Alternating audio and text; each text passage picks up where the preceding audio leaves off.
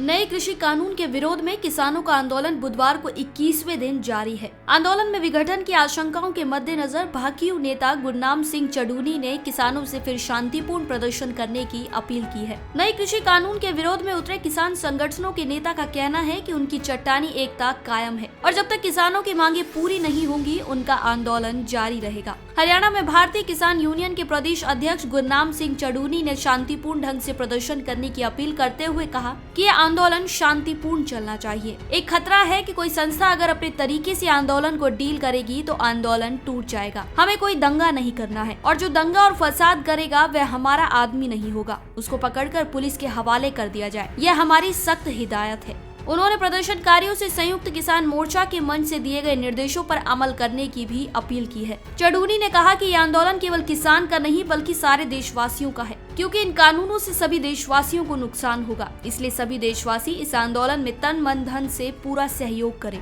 उधर किसानों का एक ऐसा भी समूह है जो मानता है कि नए कृषि कानून से उनका भला होने वाला है और इस विचार से प्रेरित समूह में शामिल किसानों के संगठनों के प्रतिनिधि रोज केंद्रीय कृषि मंत्री नरेंद्र सिंह तोमर से मिलकर सरकार के रुख का समर्थन कर रहे हैं। तोमर ने भी कहा है कि पूरे देश में कृषि सुधार कानूनों का स्वागत हो रहा है और अधिकांश किसान इन कृषि सुधारों के साथ हैं, लेकिन कुछ राजनीतिक दल किसानों को भ्रम में डालकर अविश्वास का वातावरण बना रहे हैं। इस पर पंजाब में ऑल इंडिया किसान सभा के जनरल सेक्रेटरी मेजर सिंह पुनावाल ने कहा कि भ्रम सरकार फैला रही है। उन्होंने कहा कि देश भर में किसानों के हितों की लड़ाई लड़ने वाले सारे किसान संगठनों के लोग संयुक्त किसान मोर्चा के तहत एकजुट हैं और नए कृषि कानून के विरोध में उनकी चट्टानी एकता कायम है। उन्होंने कहा कि जब तक सरकार तीनों कानूनों को वापस नहीं लेगी तब तक आंदोलन जारी रहेगा। केंद्र सरकार द्वारा लागू जिन 3 नए कानूनों को किसान संगठनों के नेता निरस्त करवाने की मांग कर रहे हैं उनमें कृषक उपज व्यापार और वाणिज्य संवर्धन कानून 2020,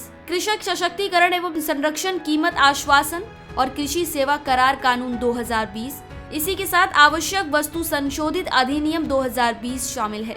हालांकि किसानों की मांग की फहरिस्त लंबी है। किसान संगठनों के नेता न्यूनतम समर्थन मूल्य पर सारी अधिसूचित फसलों की खरीद की गारंटी के लिए नए कानून बनाने की मांग कर रहे हैं, जबकि सरकार ने एमएसपी पर फसलों की खरीद की मौजूदा व्यवस्था जारी रखने के लिए लिखित तौर पर आश्वासन देने की बात कही है।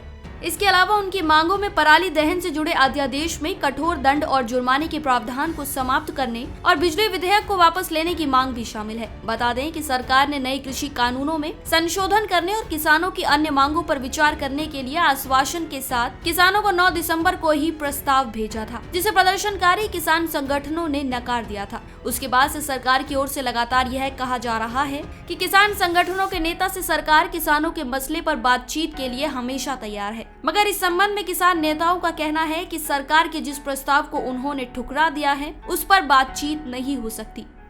हमारी आज की इस रिपोर्ट में बस इतना ही। मैं श्वेता चौहान, पंजाब केसरी, दिल्ली।